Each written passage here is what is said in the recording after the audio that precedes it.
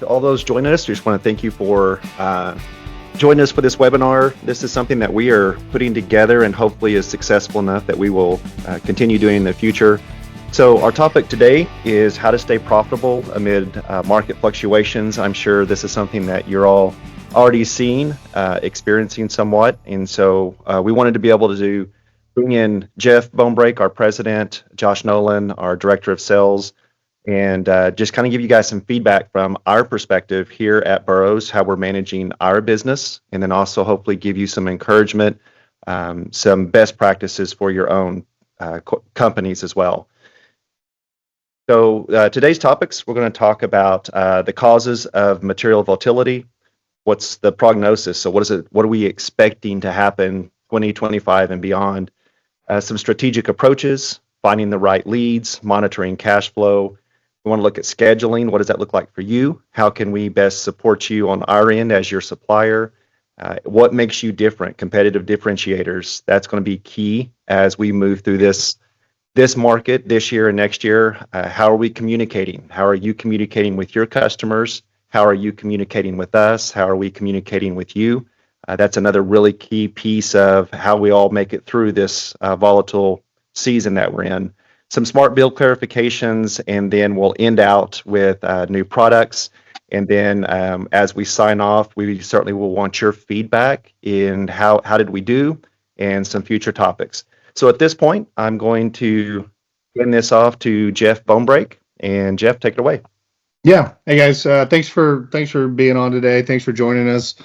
We're going to record this, and so some of you may be watching a recording of this, and appreciate that as well. So one of the things I wanted to visit with you about today is just, what kind of general economic conditions are causing some material volatility right now.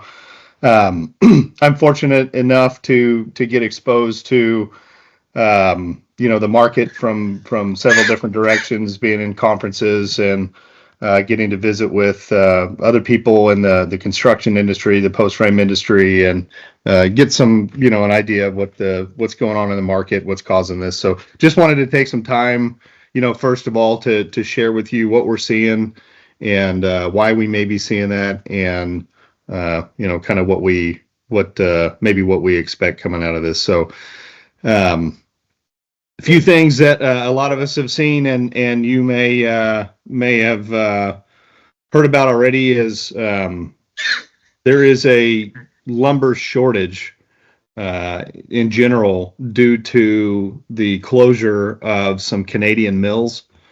Now we use primarily we primarily sell Southern Yellow Pine. We do have a little bit of SPF, spruce pine fir.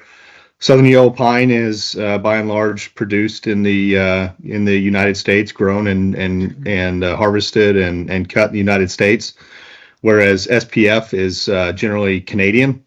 There's been over the last 12 months, there's been pretty significant wildfires in Canada.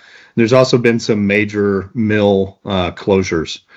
And the impact of that has caused really an industry-wide shortage in the availability of SPF, which has driven up the prices of all lumber.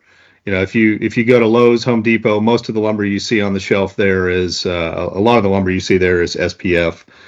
And while it's not as strong or highly rated structurally as the SYP that we typically use, it's still pretty popular and kind of an appearance grade lumber.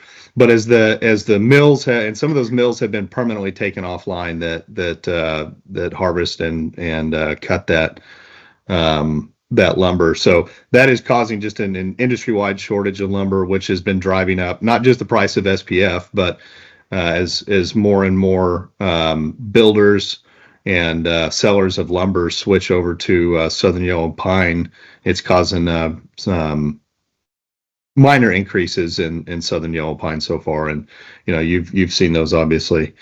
Next, I know is top on everybody's mind, and probably the single thing that could have the largest impact in our industry, and that is the potential tariffs.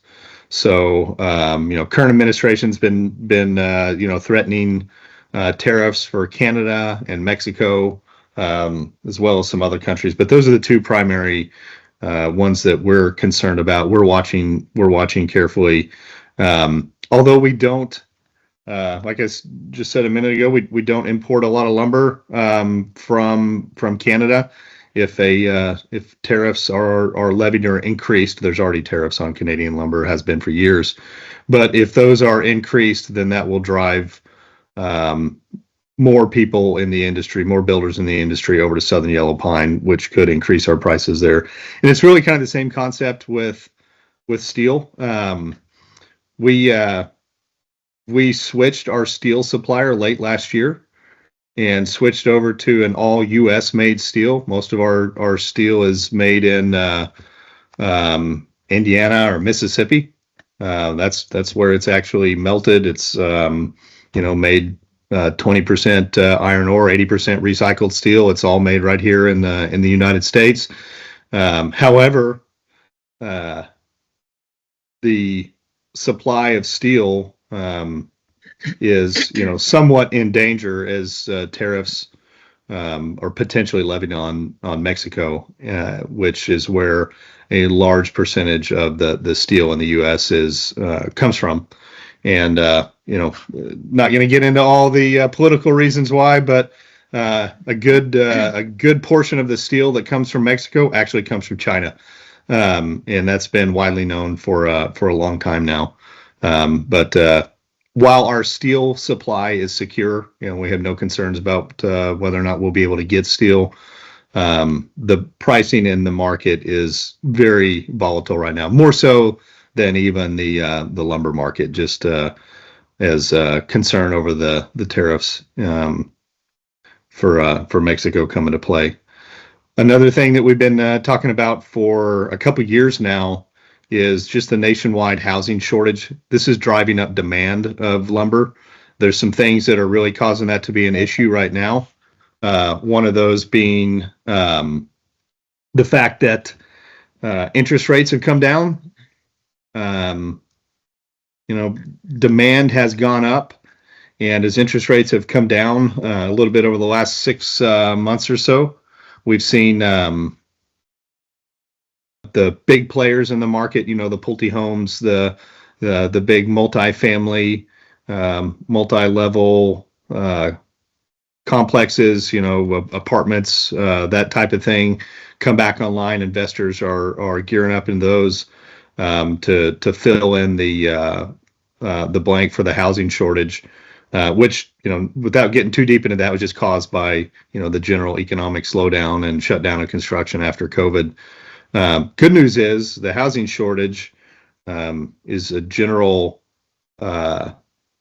generally can be served by our industry as well. So while we may see higher prices and some volatility in material pricing in the market due to the housing shortage, it's going to drive demand for our market as well. And I know a lot of you are seeing that with the increased interest in barndominiums. And hey, when people move and build houses, they need shops and garages and horse barns and et cetera. So not all bad news there, just some background information on what's been causing the volatility in the material market lately. So what do we expect to see really?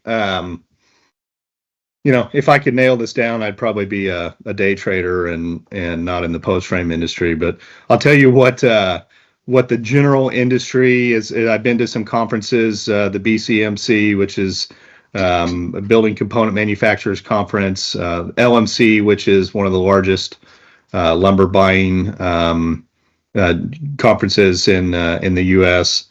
The general prognosis is that lumber prices will increase throughout 2025, generally expected to be more slow and steady. The general expectation is that the second half of the year, second half of 2025, is going to be a boom.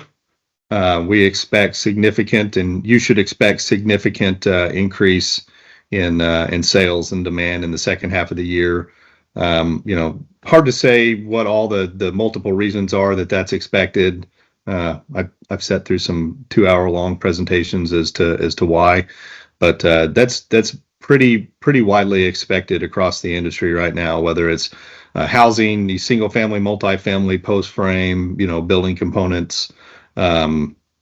We expect demand to increase throughout the year, and the second half of the year to be a really good second half to the year. And then along with that is likely going to come steady material price increases.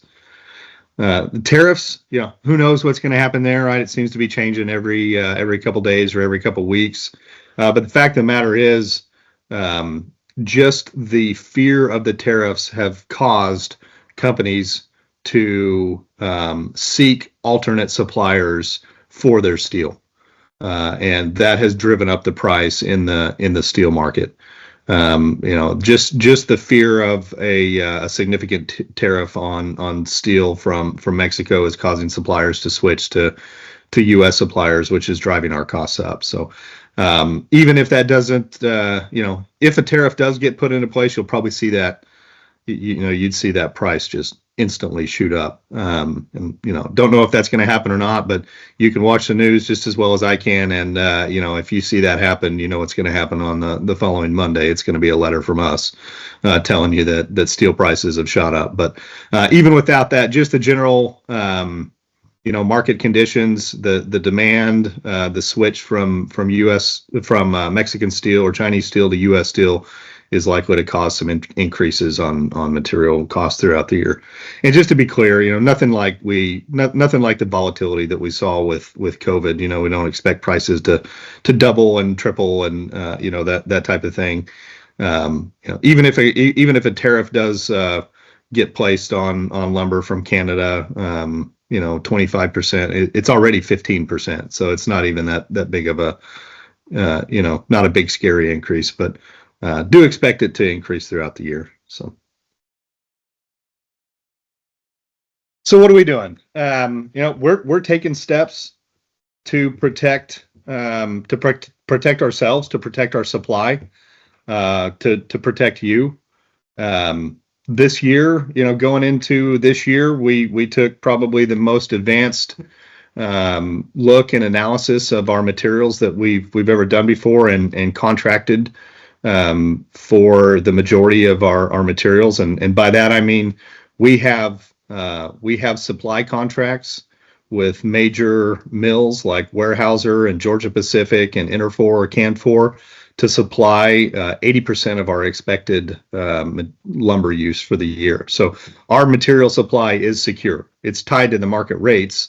It's not at a fixed cost. Lumber companies don't do that, but they do guarantee us that we will have a lumber supply. And we increased our typical contract volume of typically we had tried to contract for 30 to 40%, but with our more sophisticated methods of being able to estimate the lumber usage throughout the year, we were confident enough to contract for 80%. So similar with steel, we've contracted for essentially all the steel that we anticipate selling throughout the year.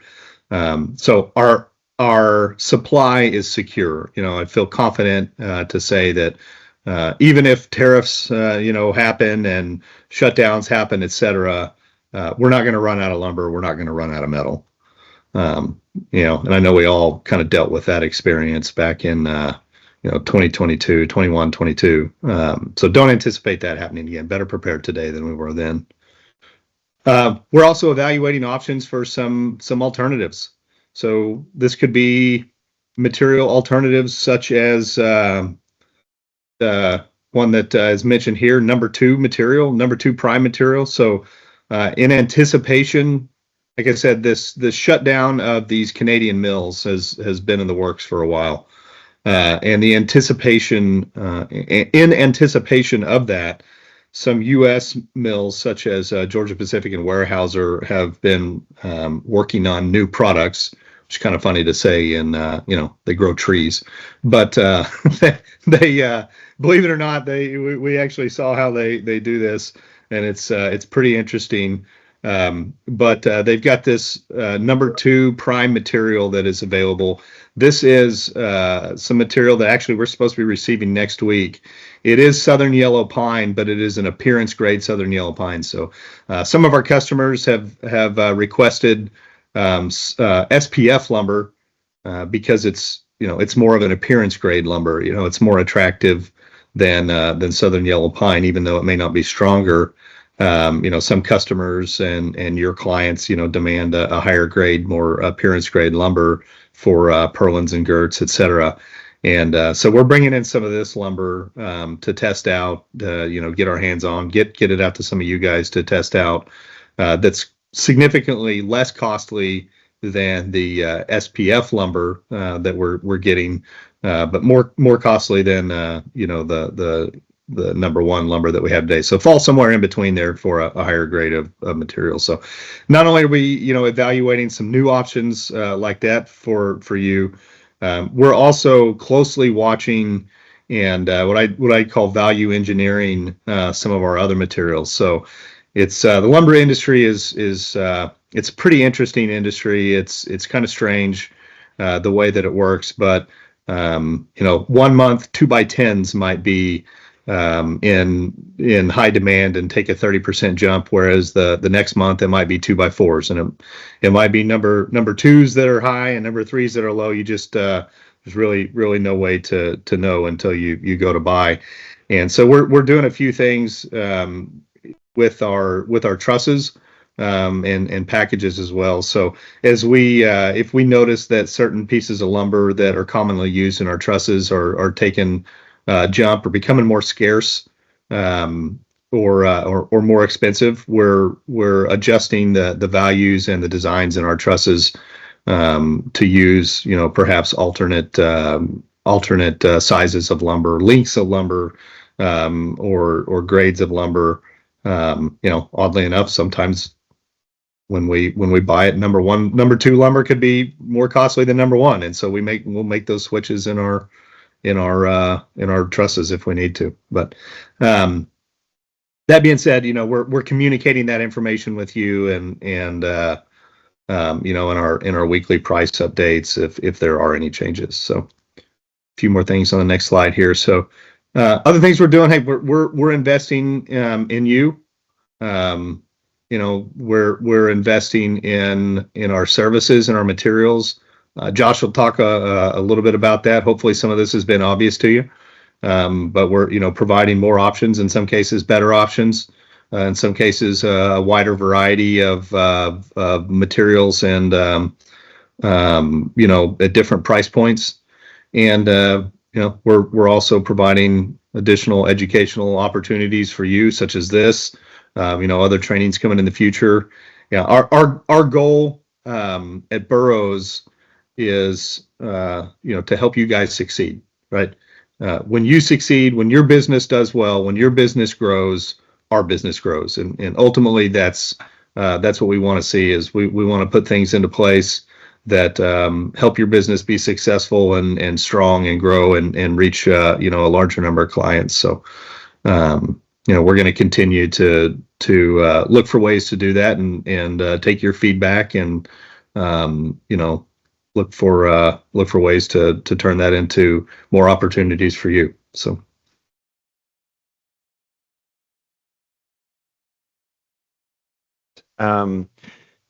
So the next part is, finding the right leads. And Josh, is this something you want to speak to?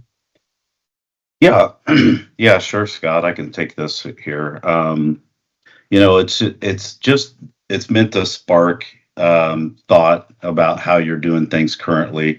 One is, qualifying your leads. In some cases, I know a lot of you guys are really inundated with barndominium leads. Some of you guys embrace those. Some of you don't want anything to do with them. The choice is yours, but I based on experience with those types of leads, they can really take up a ton of your time, as you probably know. So I continue to preach based on experience and say, hey, look, have a program built around barn dominiums. You should, if it's something you're taking calls on, put some thought into it, put a checklist together, pre-qualify your clients. Questions like, do you own the land? Are you pre-approved by a lender? Do you have a budget? Do you have a professional set of plans? Because if they can answer yes to all those questions, then maybe it's somebody worth spending some time on. However, I would definitely know your square foot costs. The standard barn dominium shell from Burrows is probably going to cost you guys around $20 a square foot. So, if you could take that information and add your subcontract work, your markups, finish out costs, things of that nature, and come up with a number, you can probably weed through most of the people that come your way for barn dominiums, and weed them down to, hey, do I want to spend more time with them or not? Because time is money. Most of you guys are running small businesses, and the last thing you want to do is to spend 6 hours a day talking to somebody about a barn dominium they're never going to buy. So, but I want to back up a step because, just to finish off what Jeff was talking about with the tariffs and volatility in the market, is the price increases are going to come, particularly with steel, we know for sure, right? And so I want to be sure, if you take anything away from this, is I want you to protect your business. And how I feel that you can do that is to, if you haven't already, right now today, just add at least 5% to your overall prices to your customers. We saw a very tiny little steel increase last month. We're going to see another steel increase. I think I got notification a day or so ago that there's going to be another increase coming in April. So the increases are coming. Nothing we can do about it. We've done what we can do about it, and that's, secure our supply to make sure that you guys have steel when you need it. But at the end of the day, you can't go out and sell a building for one price and then be charged a much higher price 3 or 4 weeks later. So, the best thing I can tell you to do right now today is pad your jobs. So if steel does go up and it goes up on you, it doesn't hurt your business. If it doesn't go up, you may make 25% instead of 20% or whatever. So definitely do that. That's one of the big key takeaways. But back to this slide here. So, in addition to qualifying your leads is, make sure you got a good follow-up program in place.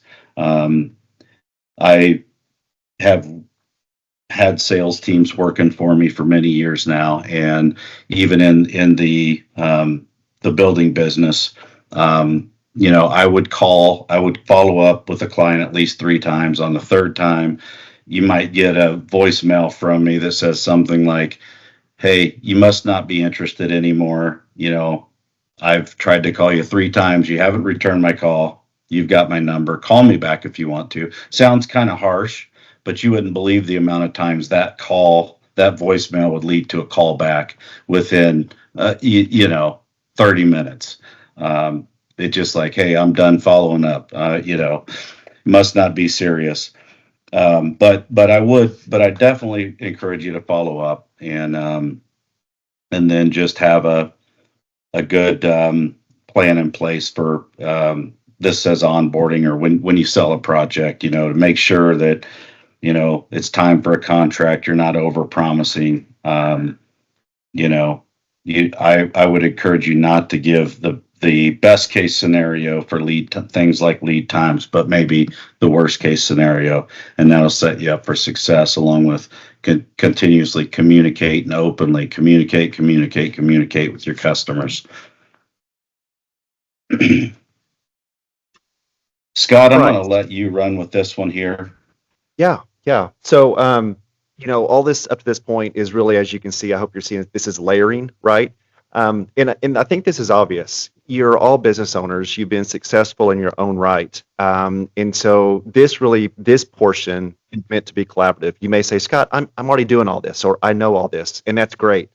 But I think sometimes whenever we're in an environment where maybe we're having to face challenges like price increases, or hey, maybe leads are not like they used to be, or hey, interest rates are affecting my buyers and I'm not selling as many buildings.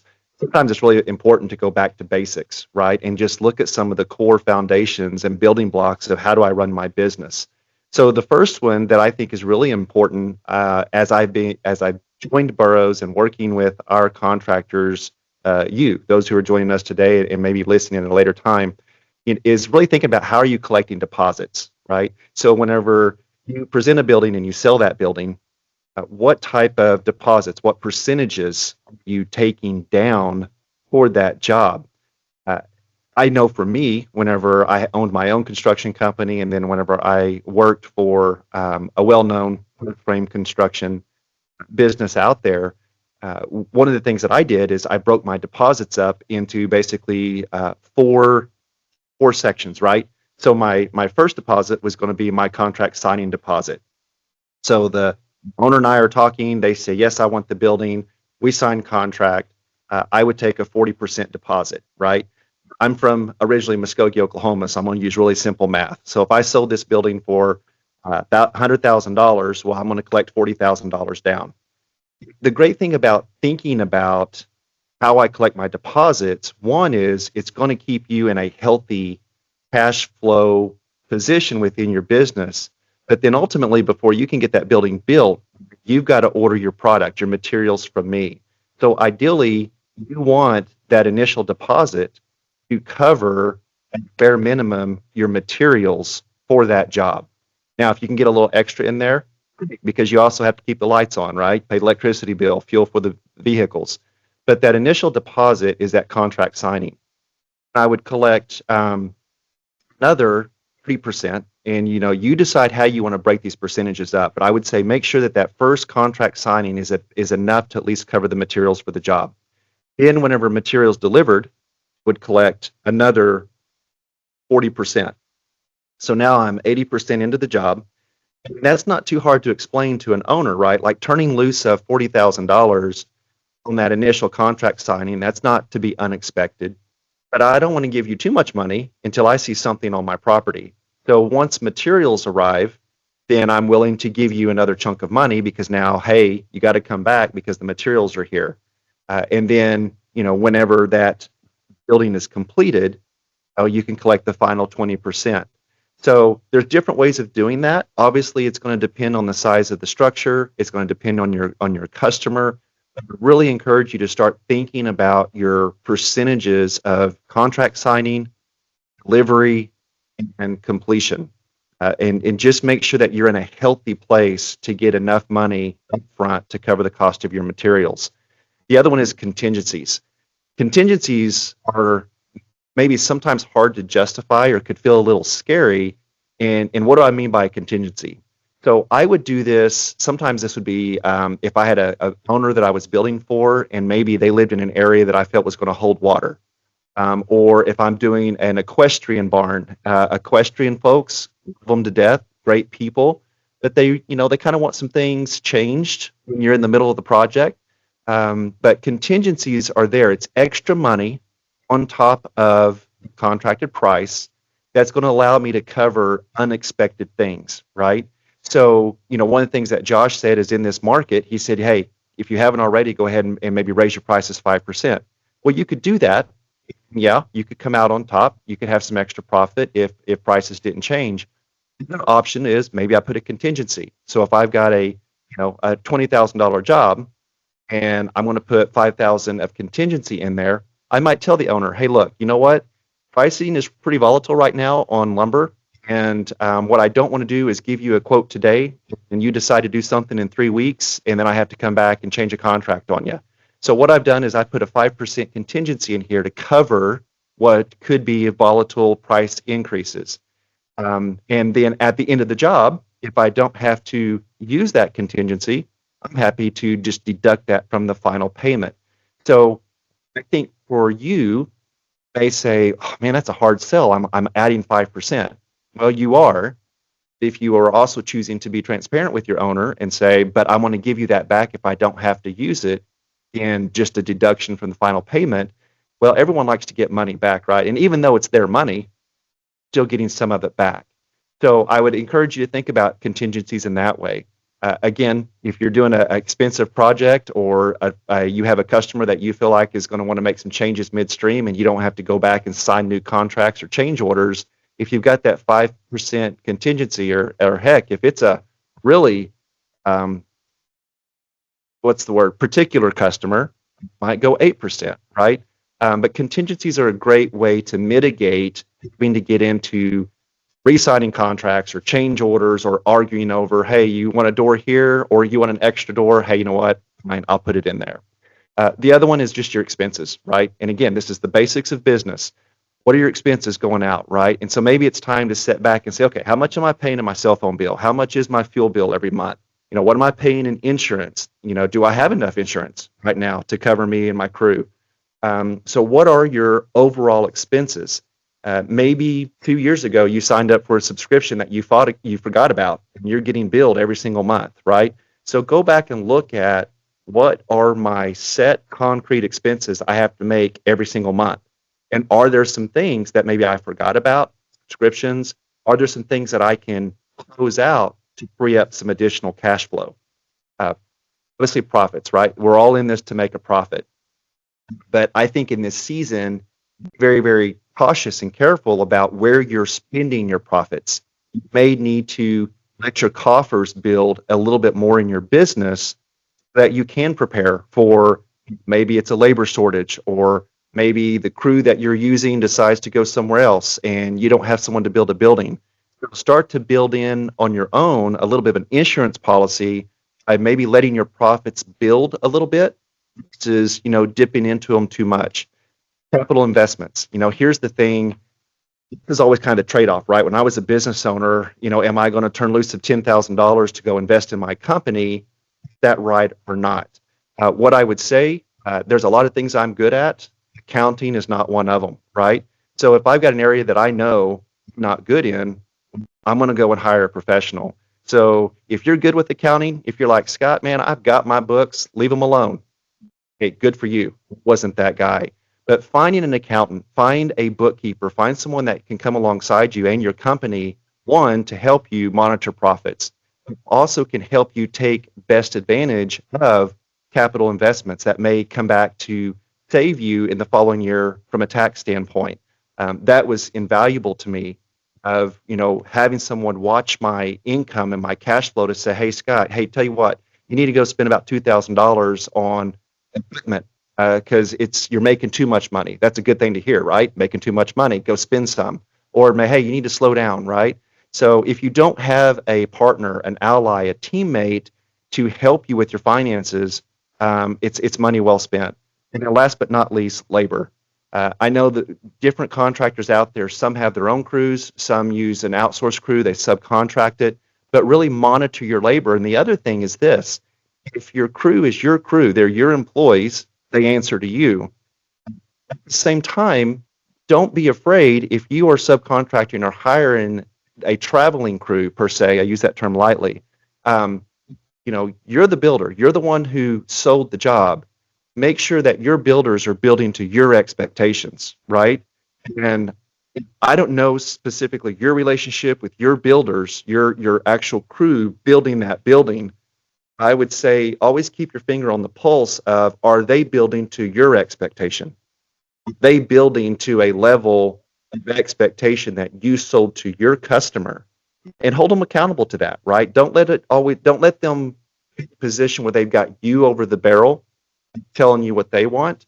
It's obviously a symbiotic. It's a cooperative relationship, but just make sure you're also monitoring the labor. Make sure that you're getting what you're paying for and your customer is getting what you're paying for. So hopefully that was just a good refresher over the basics of particularly business mechanics.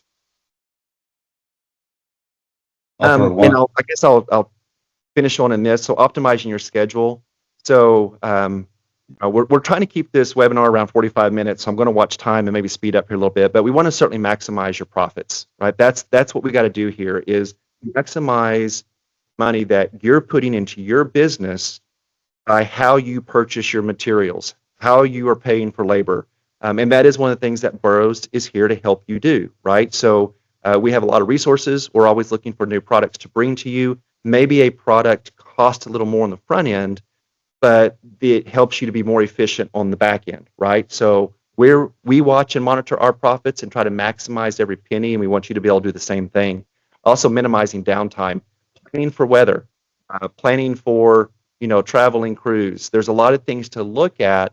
Again, these are obvious, but I think sometimes whenever market changes, maybe income is down, there's a lot going on. I think sometimes we can get so distracted with trying to just make something happen when it's really takes benefit to just stop, take a breath, sit down, go look through the basics of my business, right? And then ultimately eliminating errors. Josh is going to speak to this here shortly as it relates to Smart Build. Whenever you present a job to us and to our customer service team, they're really, really good at what they do, right? They can only quote or order you tell us to order. There are times because they're good enough at their job, they can say, oh, hey, maybe we missed a piece of that flashing, or hey, maybe that rack guard's too short. Like there's some of those things they can do, but they're only as good as the information that you give to them, right? And so maybe taking some time to slow down, make sure that these orders that are getting submitted and whenever they produce them and they send them back to you for approval, take that little extra time. 5 extra minutes could save you $5,000. Go through that order, make sure it's right, because once it's in production, building is yours, right? And that's not us, trying to be unprofessional. That's us actually being professional. We have to guard our business. And that's what I'm encouraging you to do. Really take this time now to guard your business. Dig through it. Take time. Slow down. Maximize profits. Minimize downtime. Eliminate errors.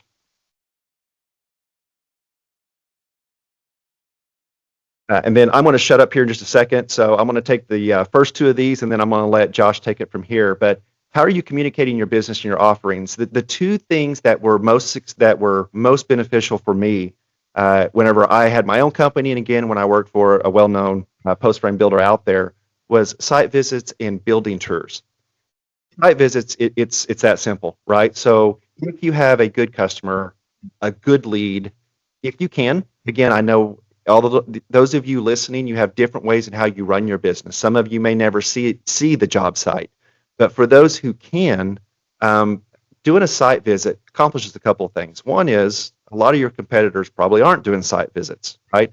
Number two is I can actually drive out there and say, hey, can I get a truck out here? Can Burrows deliver? Are there gates? Is there cattle?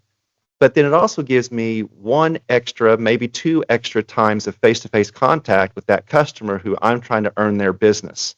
So a site visit's really good. Looking at where they want to put the building. I can't tell you how many times I showed up and they said, I want the building to go here. Like, you realize there's about a 2-foot grade drop from front to back. Do you realize how much dirt work is going to need to be done? So that's going above and beyond, being that extra something that shows the value. So now you're not, racing to the bottom on price. You're able to charge a price, but because you're given a premium experience. And then building tours. Of all the buildings that I sold, was only one that I did not sell by doing a building tour. Building tours, in my opinion, and Jeff, so just so you guys know as a little bit background, Jeff is the one who hired me and brought me into the company that he was with, and then, was able to join him here again at Burrows. But when he first was trying to teach me to do building tours, I was like, no one's going to commit to that. That's too much time. It's too much of my time. But then once I started doing it, first of all, my competition wasn't doing building tours. But then whenever I get another face-to-face visit with this customer and I'm walking them through how I build, I'm pointing out fasteners, I'm pointing out if I'm using nail lambs, like everything that I do that I feel is different. Or maybe it's not different, but I certainly understand why I'm doing it and I can explain it. That is going to communicate your value. The fact that you can explain why you do what you do gives you credibility. And if they've seen your building and maybe they don't see anyone else's and they've got 3 estimates in front of them and yours is one of those 3 and maybe you're $2,000 higher or $5,000 higher than the other 2 out there, what were those things that you shared with them on that building tour going to make them remember you? So I'm going to hand this off to you, Josh, for subcontracting, crews, and planning. No, I'll help speed this one up a little bit because I feel like all of this kind of falls under what you're just saying there and the most important or a very important thing. And I agree with both of the site visits and the tours. And, it's a big deal to get that buy-in from your client and show them the difference. Just show them point blank what the difference is. And I want to throw out some things, just some ideas. Really got to take a deep dive to think about your business and how, just everything about it. Just really try to understand and figure out what your competitive advantages are. So some bullet points I had here was, do you offer job, past project references? Have you been in business forever? How many years have you been in business? Do you protect the build with a builder's risk insurance policy? Do you have a storefront? Do you have company crews or close oversight with your construction crews? 26 versus 29 gauge steel, nail lams versus solid posts. Do you use post protectors or perma columns? Do you have those in your offerings? Do you do a final walkthrough with the customer to make sure that you run through all the details with them, and that they're happy with the project? Do you have on-site superintendents, or do you yourself visit the site, before the project's done or before the crew leaves? Do you use reputable subcontractors? Are they licensed and insured? Are you an accredited NFBA builder? These are all items that you could use potentially to set yourself apart and to use and market your business and how that may be different than somebody else that you're competing against. All right, Scott. Communication. Communication is really key. I'm going to talk about two layers of communication. First, your communication with your clients. I think being brutally honest with them up front about your schedule. I've had sales reps in the past who would tell a client, they'd say, "Oh, I've got to have it built in 6 weeks or I'm not going to be able to go with you." "Oh, we can get it done in 6 weeks," knowing damn good and well you weren't going to be able to get there, until 8, 10, 12 weeks. And I think that that's just mistake number one. You're setting yourself up to fail immediately. So, just let that client know, hey, I work on a first come, first serve basis. As soon as you sign this contract with me, you're going on my list of projects that are sold. And I understand you're in a hurry, but I'm not going to skip over a customer that's on that list and ready for you to speed up your process. And I promise you this, when it's your turn, I will not skip over. You know what I mean? I will not skip over you for them. So, it's you're going to wait, but when it's your turn, it's going to be your turn. And that's a big deal to people. Just be honest and don't overpromise. Keep your clients in the loop. I can't say it enough. Communicate, and that's what people want.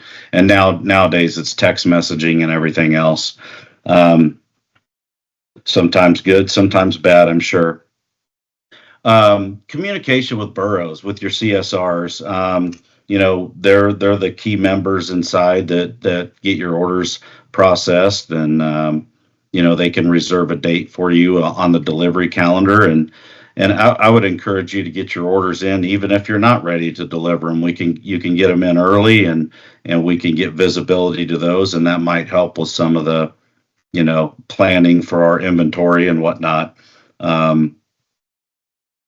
Also, Yeah, I mean, Scott just did a very good job talking about cash flow and what that means for your business and what it means for our business.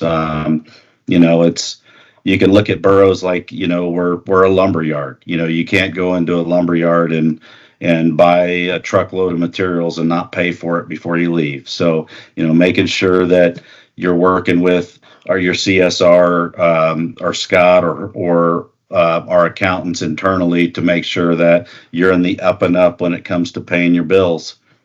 And deliveries, I think it was mentioned earlier, just making sure we get plenty of visibility on the delivery, where it's going, dirt roads. If they had a huge rainstorm the night before, probably not going to be able to get a semi in. Just that open communication with us, that all helps. And we can move on from this one. Smart Build. Many of you use Smart Build. It is an awesome tool for a business owner. I ran a business with Smart Build. It saved me, I don't know how many countless hours of material listing and estimating when it comes to trying to figure out a price for a customer on a project. Still a lot of people that don't use a tool like Smart Build. They still go out and quote buildings based on what they know today. But what's beautiful about Smart Build and using it for quoting is it's typically the most up-to-date information, and it's calculating that building down to the board. It's not making any big estimations behind the scenes. So it's really good. I will say that it's only as good as you make it. So if there are things about it that you just know, hey, on every job I have to tell my CSR to switch it from rat guard to square base, and on every single quote I do, I have to rework half the page because the information's not right. And that may be the case, but you don't have to live with that. If you bring that information and that concern back to Burrows, we can help get some of those things dialed in so that every single time you do a project, you don't have to make those changes. And it is important to bring feedback back to us and let us help get your Smart Build just the way it works right for you. I know when I was using it to run a business, I used it from the quoting phase, ordering phase. I was involved with the construction and then the finalization of a project. And I always had notes of what worked well and what didn't. On every single job, if you end up with 3 extra bags of screws, at some point in time, if you bring that information back, we can help figure out why, and we can help get it dialed in just right. We're here for you. I think Scott mentioned it earlier. Good point being made. The CSRs are not builders. They're not you guys. They don't know. They're there to literally take the data and enter it in. Okay. They enter the order into our system or pull it out of Smart Build. So just be aware of that. One other thing I'll hit real quickly is I know a lot of you that use Smart Build don't use the quote feature. If you quote a building to a client in Smart Build, once you print off the output quote, you can make that job a quote, and it locks in that material and that price and that building as you quoted it for 7 days. So I would encourage you to use that. Yes, I know there's always changes. You can use the revision option to revise it, or you can make a copy of that job and requote it. And then when you go under contract with a job or with a client and they've signed a contract with you, if you get Smart Build dialed in then and there and then switch it to contracted, that gives us notification that you've sold that job, and it locks in that price for 30 days. So it's really important to do that. And then I'll leave it with this. Just remember, we really would appreciate it if you get back to the CSRs when they send you those sales orders. we're doing the best we can. They do a great job. Sometimes something's missed or misconstrued. It's your last chance to check it before it's produced, loaded, and shipped. Yeah, Smart Build is an awesome tool. And if you're not using it, get with us later. We can talk to you about using it. If you have any questions or feedback or need some help or more training, don't hesitate to email me. I think you, Josh in at burrows-supply.com. Or get with your CSR and they can get that over to us. Absolutely. All right, so Jeff, I'm gonna let you take it here, talking about a couple of our new products, and then the reason we're gonna split this up between Jeff, Josh, and myself is we each kind of have our babies, our interest, and so Jeff, I'm gonna let you take the Truss Plus and Rapid Framing, and then Josh, if you'll take it away with the True Steel, and then our catalog, and then I'll wrap us up. Yeah, you bet. So, all right, guys, last slide here. So we'll go through a few things. We mentioned wanting to help you succeed. We're constantly keeping our eye out for what you need. We're taking your feedback. We're looking in the market. We're going to trade shows. We're learning about new products that are available to you, that we can make available to you. And sometimes you're the one that teaches us about them, and we can bring those in. So a couple of things I want to talk about. First of all, is one that we developed. I don't know, we call it the 412 Truss Plus, but for years the 312 truss has been the standard for Burrows, and honestly, for no good reason other than I talked to Terry Burrows, and that's what he decided to start building back there. We're one of the few places in the country that still uses 312 trusses as commonly as we do, and that's for a couple reasons. One is that they don't hold up to snow loads very well.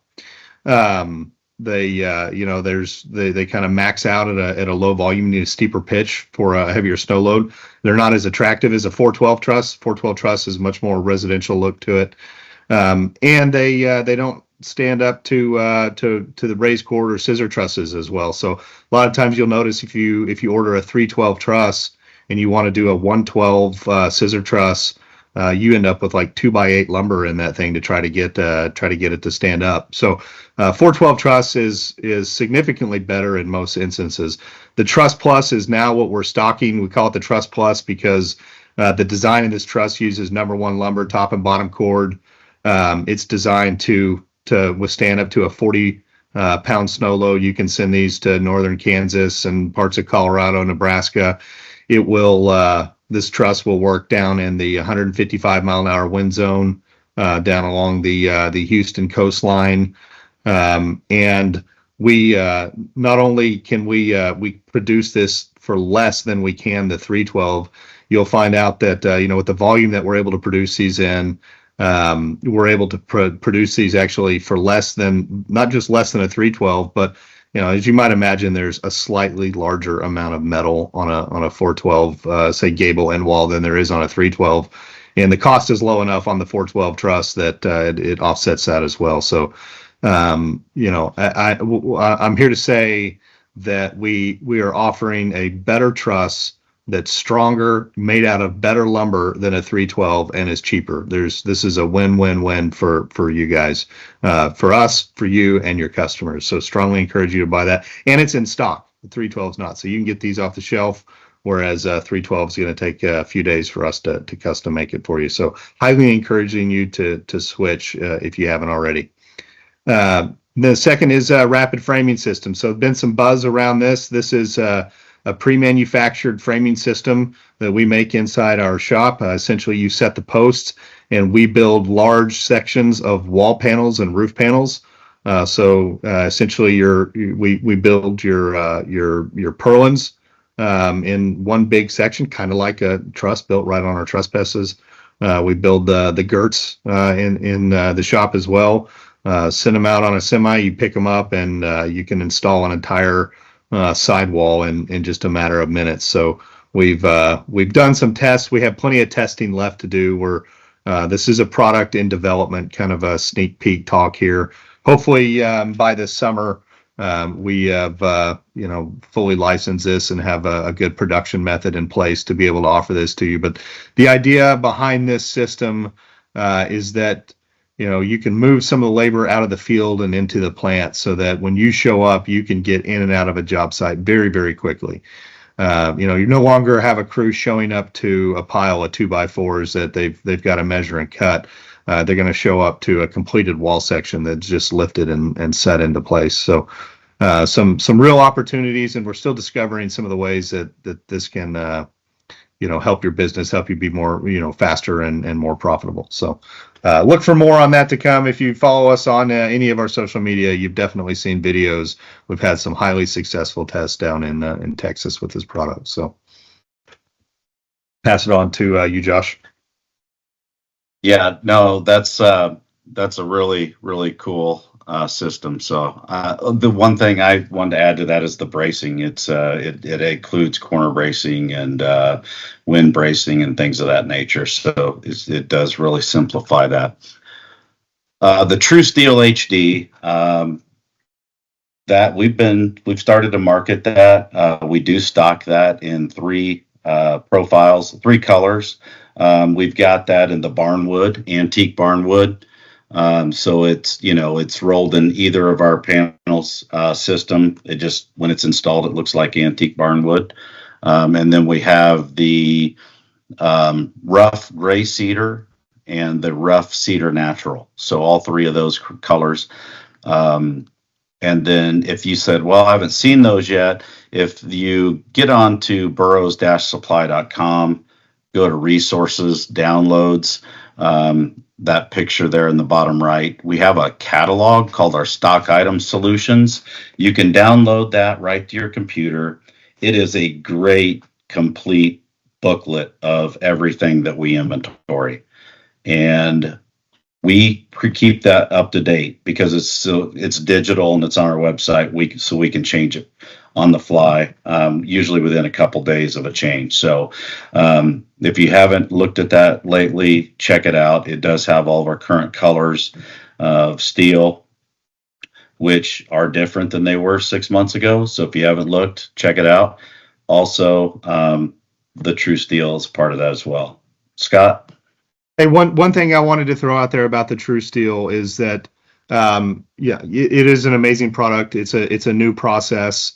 It's very expensive. You'll find that. But what I wanted to point out is that it is a higher quality paint system than standard paint system. So one of the things that's neat about that steel, and that you may not find on the website, you'll probably run into customers that are going to ask, well, since it's a printed on finish, is it going to hold up as long? Is it going to fade or weather faster? The paint system on that is Kynar, and is if you're been in the industry for long, that Kynar is hands down the best paint that you can put on metal. And that is kind of an undeniable truth in the the metal industry. So not only is it a pretty neat, more attractive product, but it's an extremely high quality product that should last incredibly long time. So just want to share that too. Only available in 26 gauge, by the way. There you go. Okay, and then rounding this out, so GRK fasteners, you may or may not be familiar with these style of fasteners, but one of the reasons why I started this discussion internally was having gone out and looked at a few different jobs. Obviously there's different ways of building. One of the things I noticed on a couple of jobs is specific to truss carriers. Whenever you would see, if it was 2x12 or 2x10, LVL beams, whatever was being used for those truss carriers, there was a couple of jobs that I saw where the crews were using, guns, nail guns, and firing 8, 10 nails in each one of those boards at the joint into the column. Well, obviously, in that case, more is less, right? Less strength, more opportunities for cracking of the lumber. So it was something I took notice of. And then the other one is just speed, right? Also crew proficiency. So the idea behind GRK fasteners, we did reach out to an engineer that we use internally for advice. He recommended GRK fasteners. So for truss carriers, major load bearing areas, you can use 2 to 3 depending on the size of the load, depending on what you're using. But 2 or 3 of these GRK fasteners at a joint is all that's required. These are depending on the size of the fastener, a T30 typically is the type of bit used. So this does a couple things. One is it speeds up your crew. They don't have to run, if you can get them to adopt this, they don't have to run air compressors. So maybe you don't have to have electricity on site. They can use, most of your ratchet drive DeWalt Milwaukee guns will screw these fasteners in. I've used them on a personal project. Took a 7-inch GRK fastener with my ratchet drive, screwed it all the way in. The screw, right? But there's a lot of technology that goes behind it. It was a cool project for me to learn about. So we'll be bringing these in. We'll give you more information. We've got spec sheets on it. So excited to bring this to you because, again, if we can increase the speed of your contractors or your builders in the field and make it so that, we are creating a stronger build, a better looking build, then that's a win-win for everyone. The GRK fasteners, you can sync them past you can over tighten it slightly so you get actually a flush finish across that board. So it helps with some of the trims and stuff. And then last but not least, man, if you're going to have a muscled up donkey as a logo, you got to go with it, right? So we've been talking about how do we get information out, and that's one of the other things that I have heard is, hey, Scott, I didn't know about price increases, or hey, Scott, I didn't get that email. Well, again, if you're like me, I've got like 15,000 emails in my inbox. At some point, you stop checking them. A lot of people have gone to, hey, text me. And then now, a lot of our cell phones have been hacked and we're getting junk text messages. And so then we went to our watch. Let me look at my Apple Watch. But there's this inundation of information. So how do we get it to you in a way that, 1, is informative, 2, is at your schedule, and 3, maybe we can make it a little bit fun. So the Burrow's Badass podcast is something that we're working on. We're going to try to make them, 20, 25 minutes. We don't want these to be long. Forgive us for going a little over today, more than an hour, trying to find a new groove, right? But the Badass podcast is going to be something that's going to be targeted, a single topic. And so, let's say there's a price increase. Man, we want to bring it to you in a podcast. We want to tell you why, give you the nuts and bolts around that. If there's a new product like GRK fasteners or rapid framing, want to be able to get information to you, have it at your fingertips, again, in an informative, fun way. And so that's going to be the goal of the Badass podcast. So as we wrap this up, we want your feedback. So if you think we did a terrible job today, you're not going to hurt our feelings. Let us know. Say, hey, that sucked, right? If you say, hey, that was really, really good, maybe make it shorter. Talk about less. We want your feedback, right? Because we're not doing this for us. We're doing this for you. Help us make this content relevant and accommodating to your schedule. So I'm going to be your point of contact, Scott C. at burrows-supply.com. So tell me if you would like to have more webinars, right? Tell me what topics you would like to hear about. Give me topics for the Badass podcast, right? You are on the ground floor. This is day 1, helping us build content that's tailored to you to help us be what we want to be, which is a premium post-frame supplier to you, our contractor. So with that, thank you so much for joining us. We do hope you love this. We hope that we do get good feedback because we would love to do more of these for you guys. So I'm going to shut it down here. Have a great rest of your day, and we will talk at you soon.